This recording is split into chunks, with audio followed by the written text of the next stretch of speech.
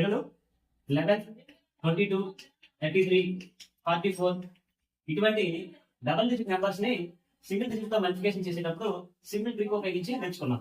ఏ విధంగా 33 into 4 4 3s are 12 1 plus 2 3 33 into 4 equal to 133 ఈ విధంగా నేర్చుకున్నారు. ఇప్పుడు 3 డిజిట్ 4 డిజిట్ నెంబర్స్ తో ఏ విధంగా సింగిల్ ట్రిక్ ఉపయోగించి నేర్చుకోవాలో చూద్దాం. 3 into 5 5 3s are 15 1 plus 5 6 ఇక్కడ రెండు ఉన్నాయి కాబట్టి 6 ఉంటాయి. ఓకే,